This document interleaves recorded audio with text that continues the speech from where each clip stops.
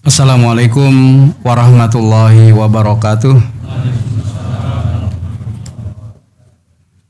Alhamdulillahilladzi an'ama alaina bi ni'matil iman wal islam. Asyhadu an la ilaha illallah wahdahu la syarikalah wa asyhadu anna Muhammadan abduhu wa rasuluh la nabiyya ba'dah. Allahumma shalli ala Muhammad wa ala ali Muhammad kama shallaita ala Ibrahim wa ali Ibrahim wa barik ala Muhammad wa ala ali Muhammad kama barakta ala Ibrahim wa ali Ibrahim innaka Hamidum Majid. Faqala Allah ta'ala a'udzu billahi minasyaitonir rajim. Ya ayyuhalladzina amanu taqullaha wa qulu qawlan sadida yuslih lakum a'malakum wa yaghfir lakum dzunubakum wa may yuti'illaha wa rasulahu faqad faza fawzan azima. Amma ba'du. Bapak-bapak, ibu-ibu, hadirin wal hadirat jamaah salat maghrib Musalla Najmul Qamar rahimani wa rahimakumullah. Puji dan syukur marilah bersama-sama kembali kita panjatkan kehadirat Allah Subhanahu wa taala atas limpahan segala nikmat dan karunia-Nya jualah. Sehingga pada kesempatan di malam hari ini kita berada di tanggal 19 yalah 19 20 kah? Oh 20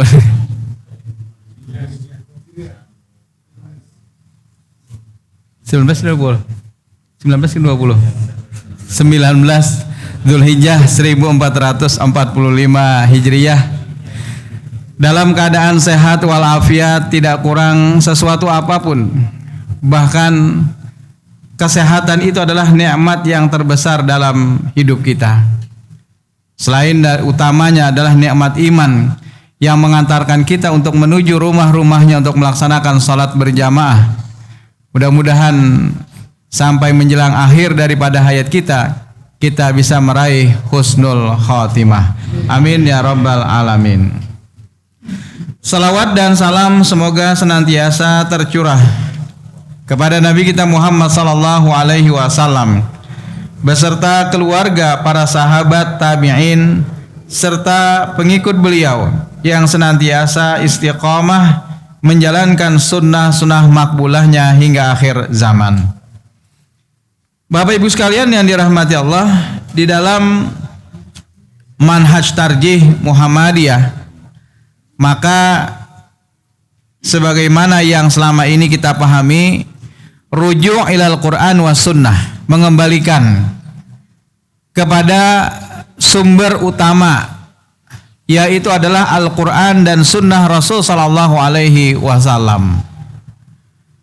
Maka itu di dalam lembaga yang ada di Muhammadiyah atau juga majelis yang ada di Muhammadiyah, majelis yang mengkaji tentang masalah-masalah keagamaan disebutlah sebagai majelis tarjih. Nah, majelis tarjih dalam hal ini berupaya untuk memberikan panduan, tuntunan kepada kita, baik itu anggota atau juga simpatisan atau seluruh kaum muslimin dalam melaksanakan ibadah sesuai dengan tuntunan Rasulullah sallallahu alaihi wasallam. Maka itu tajdid yang dimaksudkan di sini adalah jadi at-tajrid wa tajdid. Nah, kalau at-tajrid itu adalah pemurnian. Yang dimaksudkan dengan pemurnian di sini adalah mengembalikan akidah dan juga ibadah, praktek-praktek ibadah menyesuaikan dengan apa yang ada dalam contoh Nabi sallallahu alaihi wasallam. Itu namanya at-tajrid. Sedangkan at-tajdid, nah, jadi dalam hal ibadah dan akidah, maksud pemurniannya itu adalah mengembalikan kepada sumber utama. Jadi bagaimana praktek ibadah, misalnya tentang salat, sallu kama ra'aitumuni usolli. Haji misalnya, khudhu anni manasikakum, ambillah manasik haji dariku untuk kamu sekalian. Kita berupaya mengembalikan, memurnikan, karena terjadinya ketercampuran dulu antara pemahaman tentang tauhid dengan yang namanya budaya ketika itu. Lalu muncullah yang namanya kesyirikan. Nah, kemudian dalam persoalan ibadah bagaimana? Pemurnian ini adalah mengembalikan bagaimana tata cara pelaksanaan ibadah menyesuaikan dengan apa yang Rasulullah Sallallahu Alaihi Wasallam contohkan. Nah, adapun di dalam persoalan-persoalan al-mas'alah ad-dunyawiyah, persoalan-persoalan duniawi atau juga muamalah yang ini terikat dengan hubungan antar sesama manusia, maka yang dimaksudkan dengan at-tajdid, pembaharuan di sini adalah mendinamisasikan kehidupan masyarakat dengan semangat kreatif dan juga inovatif. Jadi silakan manusia itu berkreasi, Pak. Jadi tempatnya akal itu adalah berinovasi terus, berkembang terus. Jangan sampai justru slogan-slogan agama itu akan membuat manusia tidak kreatif. Justru dengan agama itu adalah memberikan semangat, memberikan spirit bagaimana manusia itu hidup berkemajuan. Maka itu ada namanya pencerahan atau juga berkemajuan. Muhammadiyah yang dibawa oleh Kiai Haji Ahmad Dahlan, bagaimana memajukan kita manusia dalam kehidupan duniawi. Al-mas'alah ad-dunyawiyah. Sebagai contoh misalnya ketika belum ada lagi sekolah-sekolah yang menggunakan bangku atau juga kursi, maka diciptakanlah lembaga-lembaga pendidikan Muhammadiyah ketika itu menggunakan sarana-sarana modern yang ketika itu hanya digunakan oleh para kolonial. Lalu ada yang menyangka ini kan kafir. Ini kan adalah dari kafir. Memang Pak, Bapak kesini naik apa? Kereta itu disebut spur, ya kan Pak? Spur. Naik spur. Spur itu buatan siapa? Buatan orang kafir juga. Kok Bapak naiki kan? Dari sinilah sebenarnya tidak semua hal-hal yang berbau duniawi kemudian tidak dijelaskan secara rinci di dalam Al-Quran maupun hadis Nabi, lalu seolah-olah ini haram. Termasuk juga misalnya makan harus dengan menggunakan 3 jari misalnya. Tidak boleh pakai sendok misalnya, ada yang mengajarkan demikian. Kayak apa? Munang dimakan sop. Kayak apa? Nang dimakan bubur kacang. Bisa berjam-jam hanyar tuntung makannya. Nah, jadi pemahaman tentang 3 jari itu adalah dilihat keadaannya. Kalau yang dimakan itu kurma, ya kawa kita menggunakan 3 jari. Kalau yang dimakan itu adalah sop, maka gunakanlah alat yang proporsional atau juga menyesuaikan. Nah, lagian juga yang dimaksudkan Nabi dengan 3 jari itu adalah sebenarnya maknawi. Maknawi sebagaimana para sahabat memahami apa yang disabdakan oleh Nabi, ada yang secara tekstual, ada juga yang kontekstual. Jadi maknawinya ketika makan menggunakan 3 jari itu makan sesuai dengan porsi mulut dan juga sesuai dengan porsi usus. Ketika mengunyah maka memudahkan bagi mulut untuk melakukan proses yang lebih lanik bahasa kita. Tapi kalau makannya nang kayak ini Pak, nah maka akan menyulitkan bagi mulut untuk mengunyahnya. Nah disinilah ada persoalan-persoalan akidah dan ibadah yang dimaksudkan at-tajrid di sini adalah memurnikan kembali kepada sumber utama. Tapi kalau dalam al-mas'alah ad-dunyawiyah maka antum a'lamu bi umuri dunyakum. Kalian lebih mengetahui urusan dunia kalian. Jadi maka itu silahkan kita berinovasi di dalam masalah-masalah duniawi Pak. Dalam transaksi misalnya saat ini muncul transaksi tanpa duit, tanpa uang. Jadi kadang-kadang sekarang kalau ketinggalan dompet itu tidak khawatir Pak.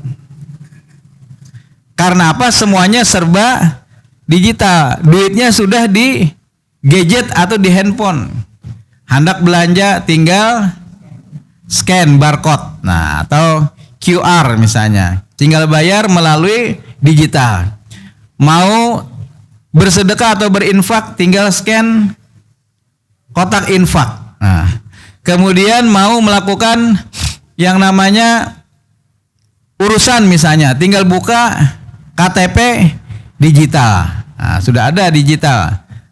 Bahkan bisa juga SIM digital nantinya. Belum ada lah.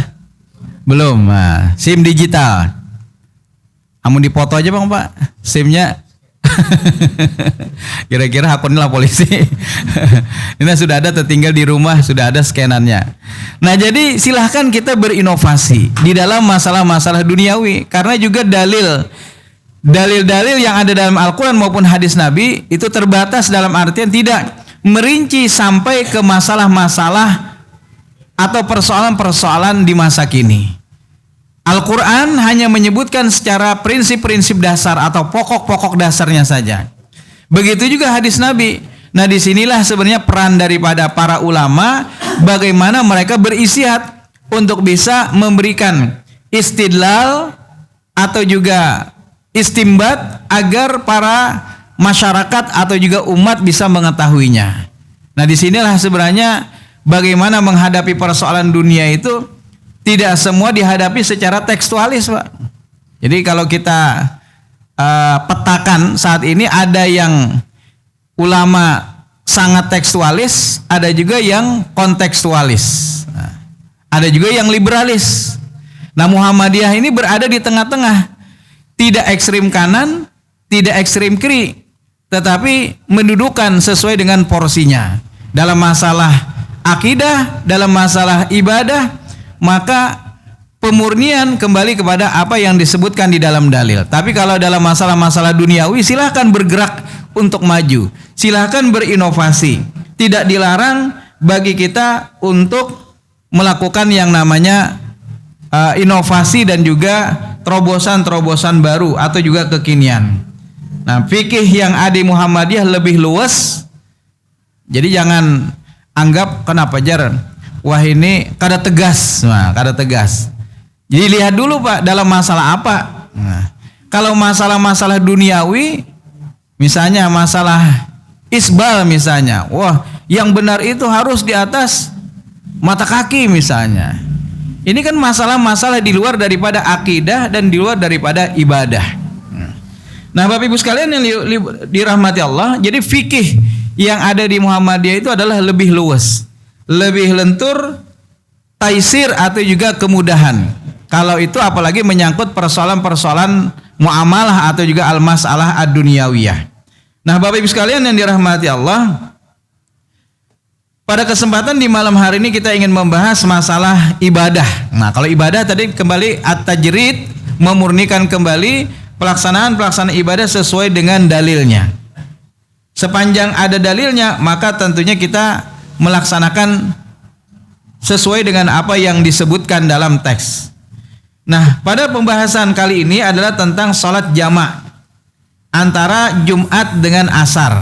Nah, selama ini kan kita sudah mafhum saja, ketika kita bepergian atau safar, maka kita boleh melakukan sholat jamak dan qashar antara zuhur dengan asar, paketnya maghrib dengan isya. Itu sudah mafhum di kalangan kita. Nah, bagaimana kalau seandainya perjalanan kita di hari Jumat, Pak? Di hari Jumat yang di situ ada kewajiban sholat Jumat.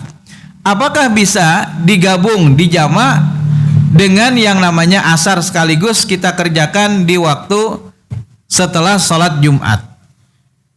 Nah, Bapak Ibu sekalian yang dirahmati Allah, bepergian itu sekarang juga kita tidak bisa mengelakkan terjadi di hari Jumat. Apalagi misalnya mendadak ada undangan, meeting misalnya, untuk ngambil barang ke Jawa. Kebetulan harinya hari Jumat. Nah, itu adalah sesuatu yang tidak bisa kita hindari. Kalau di zaman Nabi memang bisa jadi ketika itu Nabi menghindari untuk melakukan safar pada hari Jumat.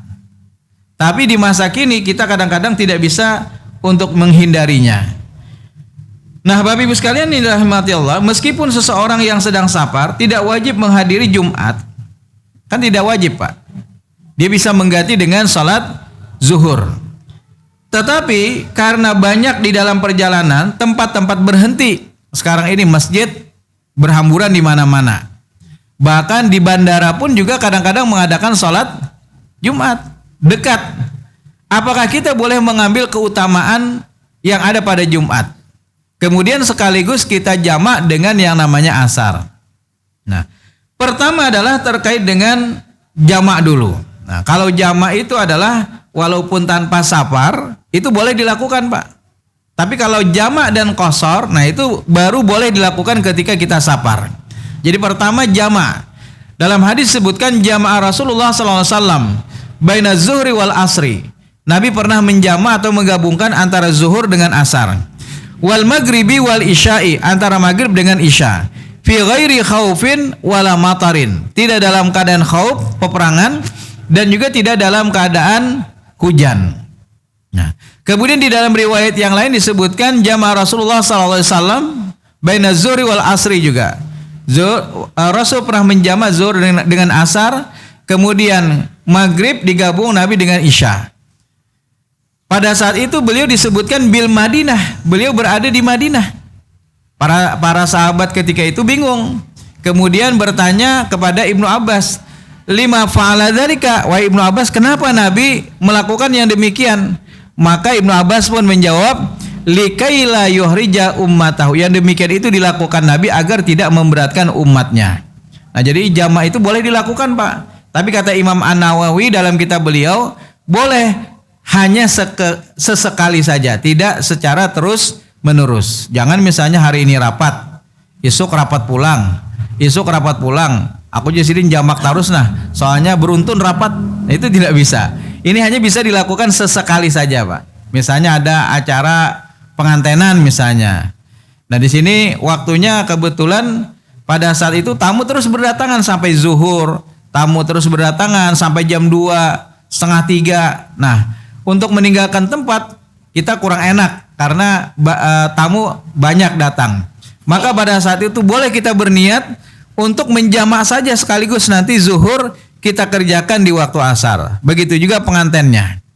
Atau misalnya ketika kita dalam keadaan sakit misalnya. Nah, sakit itu kan kita tidak safar, kita berada di tempat walaupun di rumah sakit. Maka ketika itu kita boleh menjamak, menggabungkan daripada terus ke WC misalnya, keadaan kita juga cukup berat melangkah, maka pada saat itu kita gabungkan saja sekaligus sekali wudu, kemudian kita kerjakan zuhurnya 4 rakaat, asarnya 4 rakaat. Karena kita tidak safar maka harus lengkap atau tamam sempurna 4 rakaat.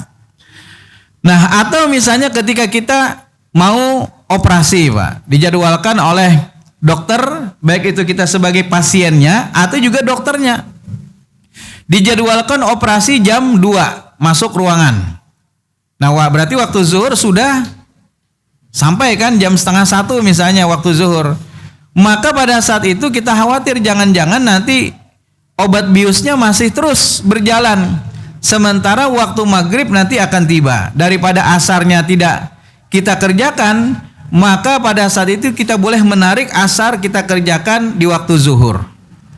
Nah, jadi khawatirnya jangan-jangan nanti kan bangun-bangun malam hari, atau jangan-jangan bangun-bangun di alam kubur, operasinya gagal. Nah, maka pada saat itu kita boleh menjamak, menggabungkan saja antara zuhur dengan asar. Zuhur 4 rakaat, asar 4 rakaat. Lalu kita masuk ruang operasi dijadwalkan jam 2. Nah, itu sudah tenang, Pak. Karena apa? Kapanpun bangunnya tidak masalah lagi. Kalau misalnya bangunnya maghrib, maka kita tinggal mengerjakan sholat maghrib saja. Atau sekaligus juga dokternya. Dokter bisa, Pak. Ketika dia ingin mengoperasi pasien, dia memperhitungkan waktu. Ini jangan-jangan nanti lewat nih. Mungkin banyak terjadi seperti itu, Pak. Maka para dokter dimudahkan untuk melakukan yang namanya jamak, menggabungkan 2 waktu sholat. Daripada belakas, Pak.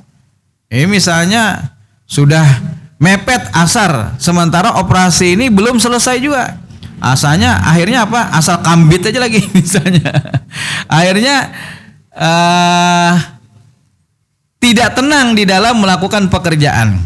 Jadi dibolehkan pada saat itu seseorang yang dalam keadaan masyakkah kesulitan, maka dia menjamak 2 waktu salat.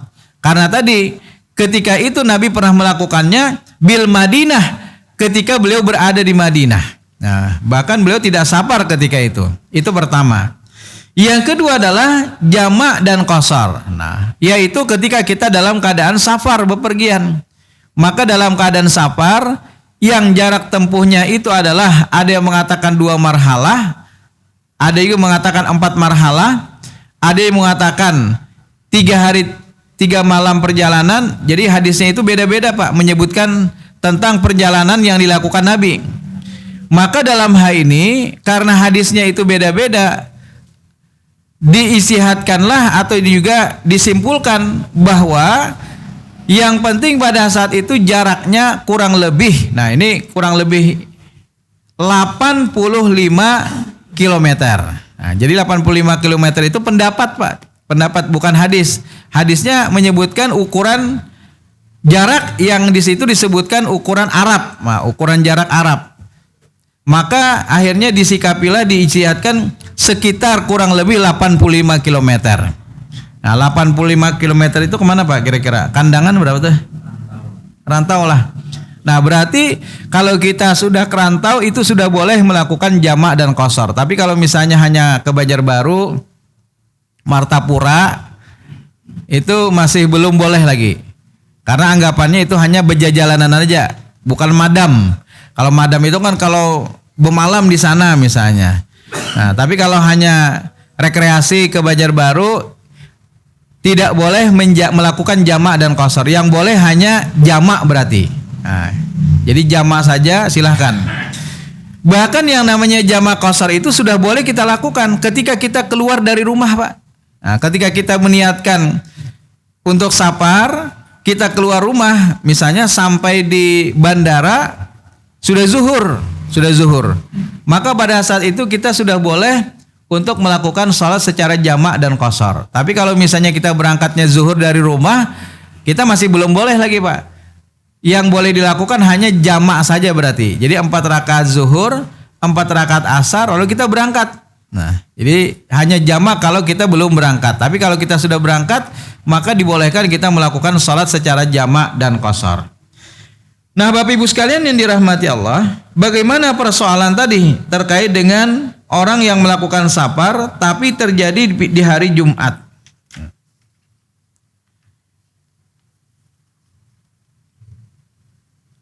Jumhur ulama berpendapat bahwa sholat Jumat sebagaimana juga sholat zuhur. Nah, jadi menurut jumhur ulama yang namanya Jumat yaitu zuhur bisa dijamak dengan sholat asar. Sementara sebagian ulama lain yang dalam hal ini adalah mazhab Hambali, Imam Ahmad bin Hambal, berpendapat sebaliknya bahwa sholat Jumat itu tidak bisa atau tidak boleh dijamak dengan asar. Nah, maka itu kenapa ada sebagian orang yang tidak mau melakukan jamak antara Jumat dengan asar. Mereka sholatnya masing-masing. Atau kalau mau mereka tidak ikut Jumatan. Lalu mereka mengerjakan sholat zuhur 2 rakaat, sholat asar 2 rakaat. Atau di waktu asar ditarik jamak takhir, zuhur 2 rakaat, asar 2 rakaat. Jadi jamak itu tetaplah sesuai dengan urutan, sekalipun kita mengerjakannya di waktu asar. Kalau bahari kan ini haknya asar jar, maka kerjakan dulu asar. Padahal ternyata Nabi mengerjakan itu sesuai dengan urutan sholatnya. Nah berikut adalah beberapa pendapat para ulama yang membolehkan dan juga melarang. Boleh melakukan jamak salat Jumat dan juga asar.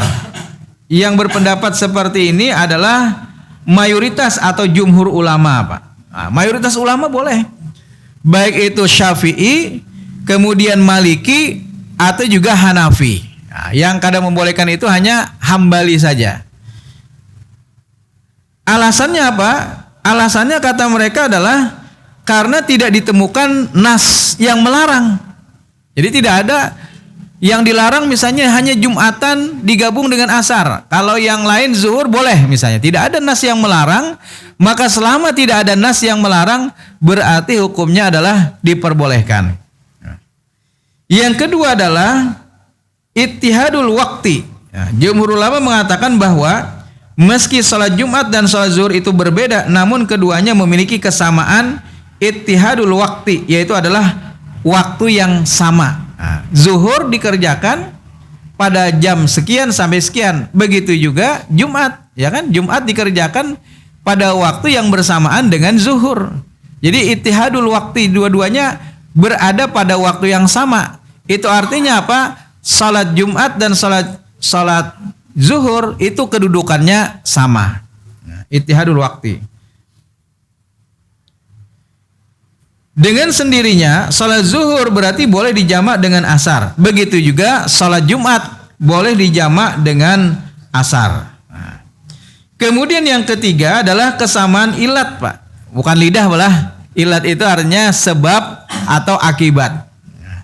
Dalam pandangan jumhur ulama, meskipun antara sholat Jumat dengan sholat zuhur ada perbedaan dalam hukum dan ketentuan, namun tidak bisa dipungkiri bahwa antara keduanya ada begitu banyak persamaan dan ilatnya. Menurut jumhur ulama, salah satu hikmah dari dibolehkannya menjamak dua sholat di satu waktu adalah karena syariat Islam punya prinsip untuk memberikan yang namanya keringanan. Nah, keringanan. Maka akan menjadi tidak konsisten apabila harus dibedakan antara salat Jumat dengan zuhur. Padahal kan intinya Allah ingin memberikan kepada kita keringanan. Hari apapun kita melakukan safar, di situ ada keringanan, Pak. Mau hari Ahad kah, Sabtu kah, Jumat, yang penting kita safar maka ambillah keringanan yang Allah berikan. Kata Nabi apa? Tasaddaqallahu biha alaikum faqbalu sadaqatahu. Itu adalah sedekah yang Allah berikan, maka terimalah sedekah Allah tersebut. Jadi jangan kita kadang menerima, Pak. Ketika kita safar, walaupun pian dijemput misalnya sampai bandara, sudah ada yang jemput pakai mobil lagi. Kemudian setelah itu diantarkan ke hotel lagi. Waktu kita banyak aja. Tapi karena kita sudah safar, maka ambillah rukhsah atau keringanan Allah. Itu kata Nabi apa? Sedekah yang Allah berikan untuk kalian. Maka ambil sedekah Allah itu, jangan kita pura-pura bisa atau pura-pura wah kau aja dan segala macamnya. Belum tentu, Pak. Bisa jadi kita memperkirakan bisa waktunya tetapi ternyata macet terjadi. Nah, jadi jangan kita sombong. Allah sudah memberikan kepada kita kesempatan untuk melakukan sholat secara jamak dan qashar, maka ambillah. Nah, Bapak Ibu sekalian yang dirahmati Allah. Jadi, kalau Allah membolehkan untuk melakukan sholat jamak qashar antara zuhur dengan asar, berarti kan juga di situ ada juga keringanan untuk melakukan antara Jumat dengan asar. Nah. Kemudian yang keempat adalah kebolehan kias. Nah, kebolehan kias. Dengan begitu banyak terdapat kesamaan hukum dan ilat antara salat zuhur dengan Jumat. Maka boleh saja antara keduanya dikiaskan karena sama-sama ittihadul waktu, sama-sama waktunya bersamaan. Nah, Bapak Ibu sekalian yang dirahmati Allah, yang kelima adalah karena prinsip keringanan atau juga taisir, Pak. Jadi yang namanya Islam adalah agama yang memudahkan bagi kita untuk melaksanakan amaliyah-amaliyah dalam ajaran ini. Maka itu dimudahkan. Ketika orang misalnya kemarin pada saat melakukan jamarat dia sakit atau lansia, maka boleh digantikan orang lain. Ketika kemarin itu misalnya wukuf di padang Arafah, sementara ada beberapa jamaah kita yang sakit, maka dia boleh untuk melakukan yang namanya safari wukuf. Ketika misalnya keadaan Mina begitu membludak orangnya, maka di situ ada kemudahan misalnya bagi mereka yang tetap ingin menginap di mana? Di hotel, itu boleh, Pak. Tetapi harus melewati waktu malam, setengah malam. Nah, jadi taruhlah malam antara maghrib sampai dengan tengah malam itu berapa waktunya? Nah, ya taruhlah misalnya 6 jam lah, 6 jam. Oke. Maka sekurang-kurangnya setengah waktu malam mereka berada di Mina. Nah, setengah waktu malam. Kemarin ada jamaah juga yang bertanya, bolehlah misalnya kurang dari itu, jangan Jilon. Soalnya sekurang-kurangnya itu sudah. Lebih bagus lagi kalau misalnya antara maghrib sampai dengan tengah malam. Kalau lewat daripada itu maka dia sudah boleh kembali ke hotel. untuk menginap. Nah, jadi karena yang namanya mabit di Mina itu adalah bagian daripada, tentunya dia harus melaksanakan, tidak boleh meninggalkan. Tetapi tadi karena keadaan yang begitu membludak, maka ada di antara beberapa jamaah yang mengambil yang namanya kemudahan dengan cara tadi. Yang penting dia berada setengah malam di Mina. Setelah itu dia kembali ke hotel masing-masing. Itu nyaman Bang Bay. Ya kan? Daripada di Mina, cuma kadang merasakan khidmatnya berada di Mina. Walaupun nyaman aja guring di hotel mengaruh. Cuma tidak merasakan nikmatnya berada di Mina. Jadi walaupun berdesak-desakan batin seorang ke kepala kita, ya kan, keadaannya yang begitu banyak orang, dan apalagi musim ini adalah musim panas sampai 50 derajat Celcius, tetapi kenikmatan berada di Mina itu tidak bisa dirasakan kalau kita menginapnya di hotel. Cuma ya itu pilihan malah. Nah, Bapak Ibu sekalian yang dirahmati Allah, jadi yang namanya at-taisir atau kemudahan itu tentu ada di dalam beberapa persoalan. Kemudian prinsip salat jamak juga. Jumhur ulama sepakat bahwa tidak ada yang salah ketika seorang musafir menarik salat asar ke waktu zuhur untuk dikerjakan secara jamak. Lepas dari apakah salat itu yang dikerjakan zuhur atau juga Jumat. Nah, atas dasar prinsip-prinsip inilah maka jumhur ulama membolehkan untuk dilakukan setelah orang ikut Jumatan. Lagian juga keutamaan Jumat itu dia ingin meraihnya, daripada dia salat zuhur biasa, dia bisa mendengarkan khutbah. Nah, dia mendapatkan pahala Jumat. Maka dia ingin meraih keutamaan Jumat itu, tetapi dia setelah itu ingin mengerjakan sekaligus dijamak dengan asar. Nah, jadi jumhur ulama berpendapat bahwasanya dibolehkan untuk melakukan sholat Jumat setelah itu dijamak dengan yang namanya asar. Itu hukumnya menurut jumhur ulama boleh. Jadi yang tidak membolehkan hanya Imam Ahmad bin Hambal. Nah, Bapak Ibu sekalian yang dirahmati Allah, kenapa di kalangan madhab Hambali tidak membolehkan? Karena kata mereka salat Jumat dan asar tidak boleh dijamak pada tempat atau keadaan yang membolehkan jamak. Alasannya adalah pertama, tidak ada nas yang membolehkan. Yang kedua, tidak ada kias di dalam masalah ritual ibadah. Kemudian yang ketiga adalah salat Jumat berbeda dengan salat zuhur. Nah, inilah yang menjadi pandangan dari madhab Hambali. Nah, bagaimana menurut pandangan Majelis Tarjih Muhammadiyah? Pertama adalah berdasarkan hadis kan. Kajian kita kan tadi kalau berkenaan dengan akidah dan berkenaan dengan ibadah, maka rujuk ilal Quran was sunnah. Jadi kita kaji dulu istidlalnya, mana hadisnya.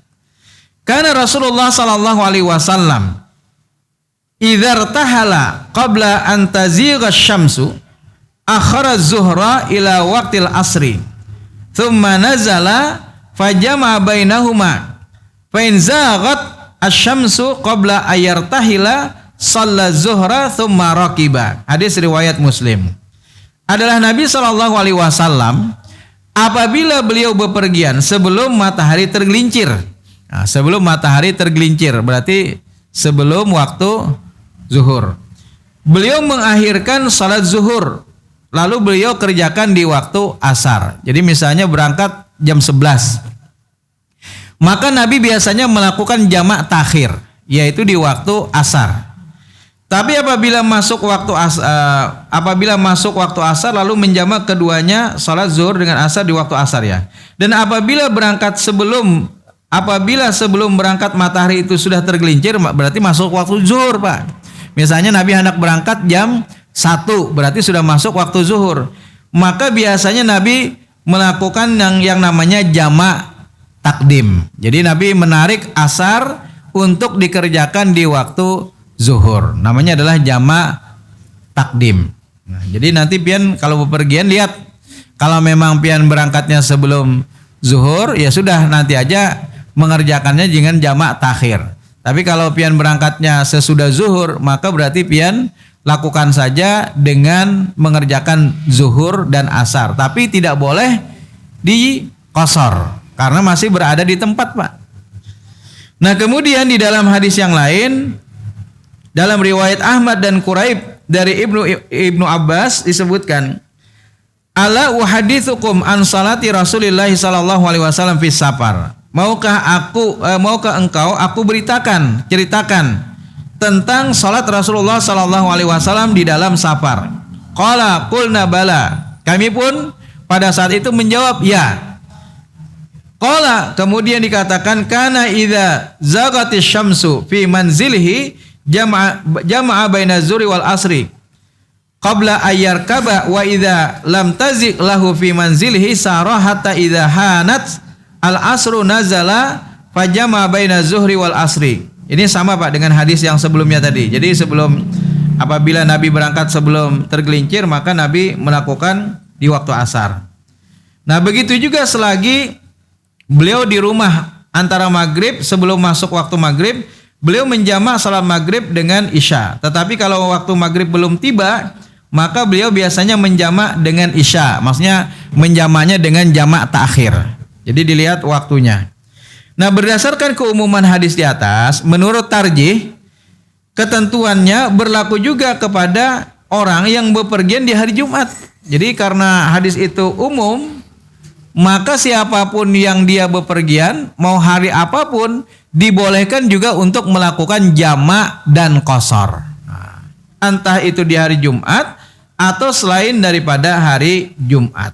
Oleh karenanya diperbolehkan menjamak salat Jumat dengan asar dan dilakukan setelah salat Jumat seperti yang biasa kita kerjakan. Akan tetapi karena kita masih berada di tempat, misalnya ya, masih berada di tempat, belum berangkat, kita misalnya berangkatnya taruhlah pukul 2 misalnya, pukul 2. Nah, pada saat itu rencana kita berangkat di hari Jumat, maka pada saat itu ya sudah kerjakan dulu Jumatannya, Jumatannya, ikut Jumatan, kemudian bangkit untuk mengerjakan sholat asar. Karena kita masih berada di tempat, berarti masih 4 rakaat. Nah, jadi tamam sholat asarnya. Kemudian selanjutnya adalah di dalam surah An-Nisa ayat 101. Wa idza darabtum fil ard. Apabila kalian bepergian di atas muka bumi, maka tidaklah mengapa kalian untuk melakukan qashar atau juga meringkas salat kalian. Menurut ayat ini, mengqashar salat itu dilakukan pada waktu bepergian. Jadi hanya waktu bepergian saja kita boleh mengqashar.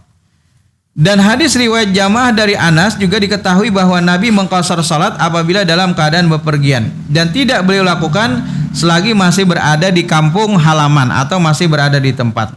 Shalaitu zuhra ma'an Nabi bil Madinah arba'an. Jadi aku pernah salat zuhur bersama Nabi ketika itu masih berada di Madinah. Berapa rakaat? 4 rakaat.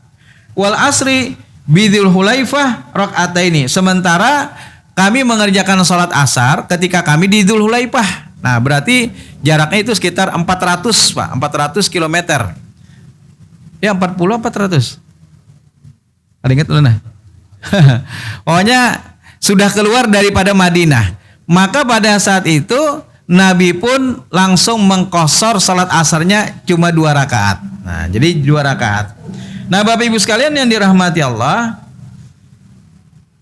sebagian orang memang mengatakan tadi tidak boleh antara Jumat dengan asar. Tetapi jumhur ulama termasuk juga majelis tarjih berpendapat bahwasanya dibolehkan untuk melakukan salat jamak antara Jumat dengan yang namanya asar.